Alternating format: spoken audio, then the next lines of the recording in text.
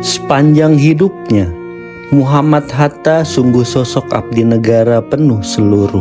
Apabila kita pandai memimpin rakyat, pandai memikat hatinya, rakyat juga akan bersedia mencurahkan apa yang dapat diselenggarakan. Berbekal prinsip yang teguh, ia menolak jadi penghamba kekuasaan. Demi Indonesia, Hatta berseteru dengan Soekarno dan difitnah terlibat makar di rezim Soeharto. Kepergiannya membawa duka. Kepergiannya adalah hilangnya penjaga nurani bangsa. Pada 20 Juli 1956, setelah DPR hasil pemilu 1955 mulai bekerja dan terpilihnya Dewan Konstituante untuk membentuk konstitusi baru, Bung Hatta menggurat surat kepada DPR. Itu adalah surat kedua. Setahun silam, Hatta pernah mengirimkan surat serupa. Merdeka. Dengan ini saya beritahukan dengan hormat bahwa sekarang setelah Dewan Perwakilan Rakyat yang dipilih rakyat mulai bekerja dan konstituante menurut pilihan rakyat sudah tersusun, sudah tiba waktunya bagi saya untuk mengundurkan diri sebagai wakil presiden. Segera setelah konstituante dilantik, saya akan meletakkan jabatan wakil presiden secara resmi. Hatta merasa hampa saat menjadi wakil presiden dalam Republik Indonesia yang menganut sistem parlementer. Pasalnya, ketika itu presiden sebagai kepala negara, apalagi wakil presiden, hanya sekadar simbol. Kekuasaan pemerintahan ada pada Perdana Menteri. Alhasil, Hatta tak berdaulat untuk mewujudkan visi kerakyatannya. Pertentangan prinsipil antara Hatta dan Soekarno juga mempengaruhi keputusan itu. Soekarno-Hatta memang duit tunggal pada era menuju dan mempertahankan kemerdekaan. Namun, pada era mengisi kemerdekaan, tampak benar bahwa mereka merupakan dua pemimpin yang bertolak belakang. Soekarno dan Hatta berbeda dari sisi dasar-dasar pemikiran, sifat dan karakter, hingga gaya kepemimpinan. Mereka berbeda dalam terapkan gagasan dan ide-ide demokrasi yang sesuai untuk Indonesia. Salah satu perbedaan besar di antara mereka adalah ketika Hatta menolak PKI dilibatkan dalam kabinet, sementara Soekarno justru mulai menggagas konsep nasionalis, agama, dan komunis. Dalam buku demokrasi kita, brosur itu Bung Hatta mengatakan, bagi saya yang sering bertengkar dengan Bung Karno, lebih baik sampai berkesimpulan lebih baik saya memberi kesempatan untuk dia. Meyakini makna penting duit tunggal dalam persatuan Indonesia, DPR menolak secara halus permintaan Hatta. Surat itu didiamkan. Hatta lalu mengirim surat lagi pada 23 November 1956. Kali ini Hatta bertegas-tegas bahwa pengunduran dirinya akan efektif per 1 Desember 1956. Menyadari ketetapan hati Hatta, DPR akhirnya menerima pengunduran dirinya pada 30 November 1956. Sepekan setelah mengundurkan diri, Hatta memboyong keluarganya pindah dari Istana Wakil Presiden ke Jalan Diponegoro 57.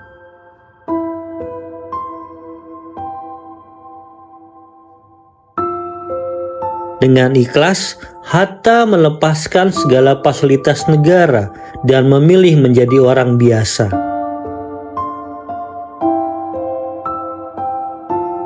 Uang pensiun Hatta sebagai mantan wapres dan mantan perdana menteri sangat tidak memadai. Sampai-sampai aliran listrik rumahnya pernah dicabut. Tapi Hatta tak pernah mengeluh. Hatta menghidupi keluarganya dengan kembali menulis dan menjadi dosen tamu di berbagai universitas. Dan beliau itu punya keyakinan, istilahnya zaman sekarang pede, apapun terjadi Tuhan melindunginya. Jadi dalam hal ini beliau tidak merasa turun derajat menjadi rakyat biasa, tidak, karena itu keputusan beliau.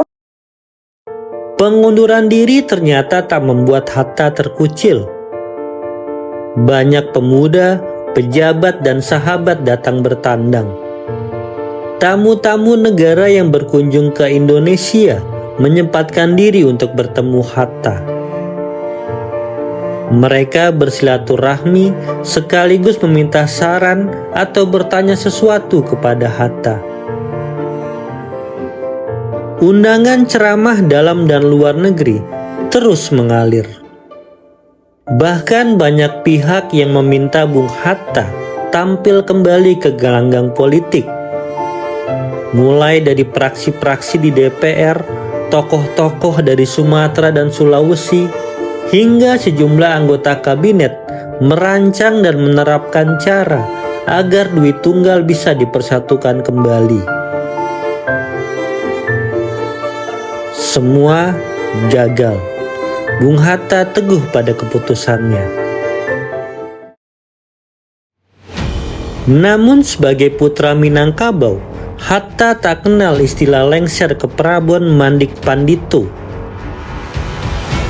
Meskipun tak lagi berpolitik praktis, Hatta tak bisa diam saat situasi bangsa dan negara memburuk. Hatta sangat prihatin dengan pergolakan pusat daerah yang menghebat, kekeliruan dekret Presiden 5 Juli 1959, hingga kesewenang-wenangan demokrasi terpimpin. Menetapkan Undang-Undang Dasar 1945 berlaku lagi. Hatta banyak mengkritik Soekarno, terutama melalui surat-surat pribadi. Kritiknya yang komprehensif terhadap demokrasi terpimpin, demokrasi kita, dimuat di majalah Panji Masyarakat pada 1960.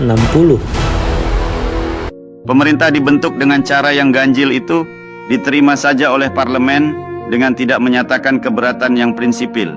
Malahan ada yang membela tindakan presiden dengan dalil keadaan darurat. Kemudian Presiden Soekarno membubarkan konstituante yang dipilih oleh rakyat. Setelah menyiarkan kritik Hatta, Panji Masyarakat dibredel. Hatta juga dilarang untuk menulis di media massa. Namun, Hatta terus mengingatkan kekeliruan Soekarno.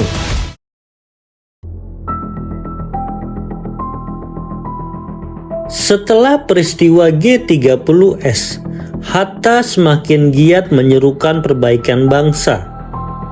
Pasca terbitnya Super Semar, Hatta menulis artikel Pancasila Jalan Lurus dan memberikan pidato kritis di pemakaman Sultan Syahrir. Di awal Orde Baru, Hatta aktif berseminar, banyak diundang oleh organisasi mahasiswa dan menyampaikan kritik serta harapan masa depan Indonesia.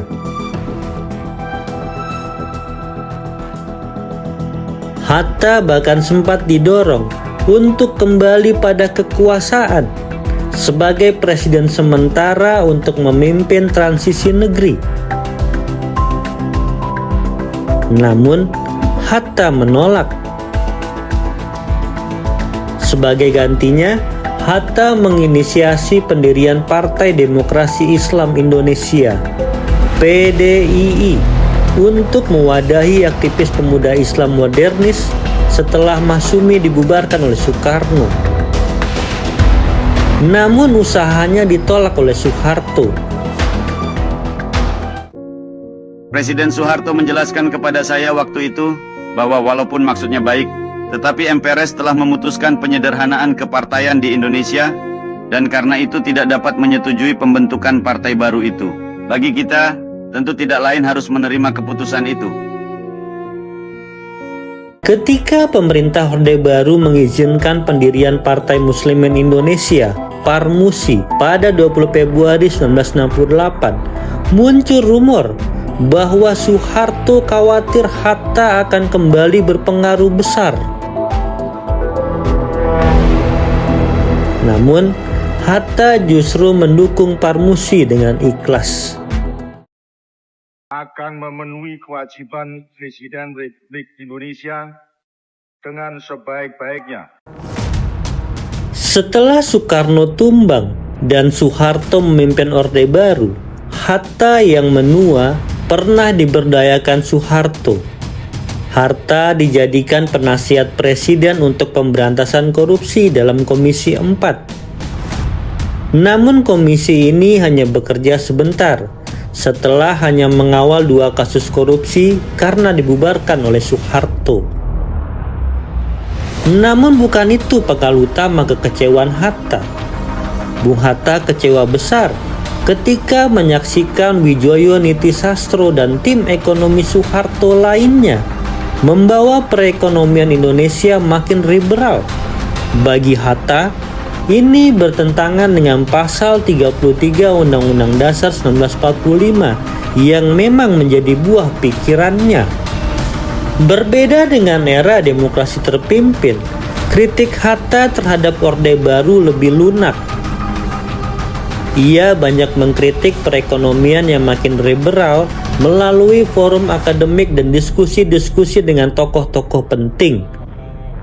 Hatta juga menjadi pengayom bagi tokoh yang berseberangan dengan Orde Baru, menunjukkan dirinya sebagai seorang demokrat sejati. Namun, kepercayaan Hatta dikhianati. Pada 22 September 1976, Menteri Sekretaris Negara Sudarmono mengumumkan di TPRI bahwa pemerintah telah sukses menggagalkan usaha ilegal untuk mengganti Presiden Soeharto dan menyebut bekas wakil presiden terlibat. Apalagi Sudarmono juga mengatakan ada gentleman agreement yang mengesankan Hatta terlibat dalam merancang plot makar. Hatta sangat marah dan merasa integritasnya dilecehkan. Ketegangan mereda setelah Hatta bertemu Soeharto dan menjelaskan kekeliruan tuduhan tersebut. Setelah itu, Hatta mengurangi aktivitasnya dan menulis memoir yang diterbitkan saat ulang tahunnya ke-77.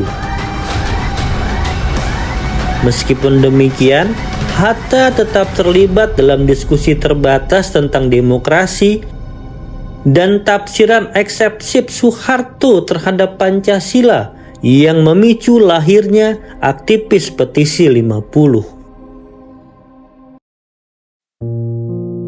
Sungguh pun amat karang ambisi Hatta untuk terus berkontribusi bagi negeri. Usia tidak bisa dilawan.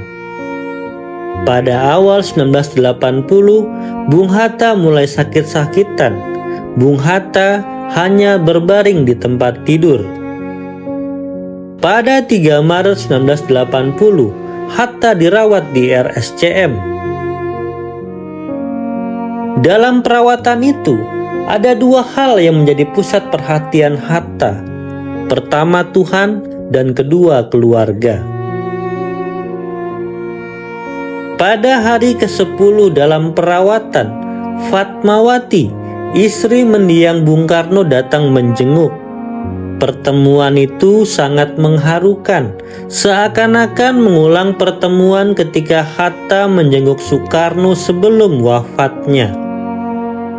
Setelah itu, kondisi Hatta kian merosot.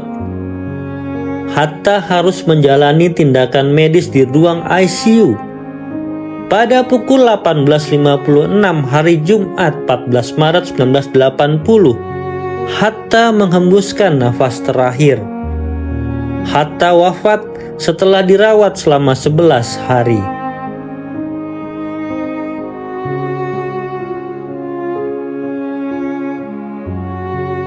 Keesokan harinya, ribuan orang menuju rumah duka di Jalan Diponegoro 57. Dalam wasiatnya, Bung Hatta ingin dimakamkan di komplek pemakaman biasa, menunjukkan ia tak ingin berpisah dari rakyat yang dicintainya.